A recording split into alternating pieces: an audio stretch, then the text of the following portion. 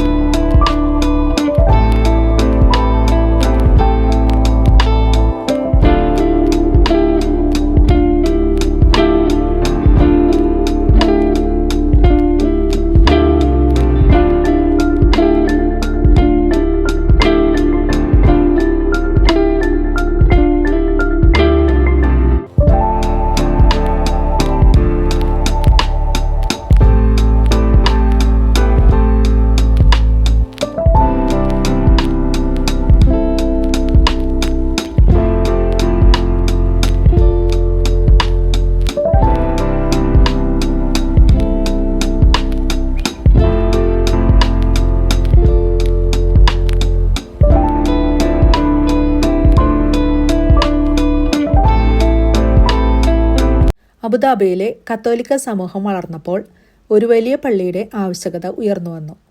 അങ്ങനെ വലുതും ആധുനികവുമായ ഒരു പുതിയ പള്ളി നിർമ്മിക്കാനായിട്ട് തീരുമാനമെടുത്തു. പിന്നീട് 2013 ഡിസംബർ 14 പുതിയ പള്ളിയായ സെൻറ് തെരേസസ് ചർച്ച് ആശീർവദിച്ചത്.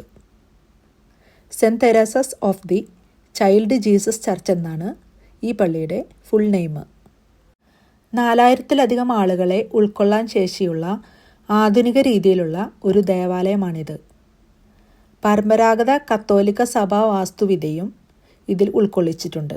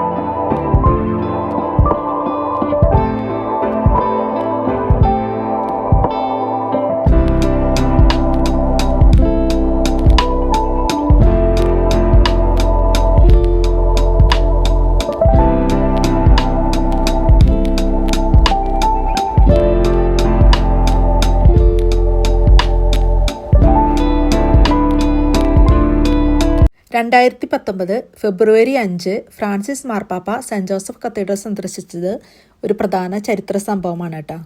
ഈ തൊട്ടടുത്ത് കാണുന്ന മോസ്ക്, അതായത് Mary mother of Jesus mosque എന്നാണ് അറിയപ്പെടുന്നത്. ഈ പള്ളിയുടെ യഥാർത്ഥ പേര് Sheikh Mohammed bin Zayed mosque എന്ന പേരിലാണ് അറിയപ്പെട്ടിരുന്നത്. 2017 അബുദാബി കിരീടാവകാശി Sheikh Mohammed bin Zayed al നഹിയാൻ്റെ നിർദ്ദേശപ്രകാരം പള്ളിക്ക് മറിയം ഉമ്മു ഈസ, അതായത് മേരി മദർ ഓഫ് ജീസസ് എന്ന് പേര് നൽകുകയായിരുന്നു.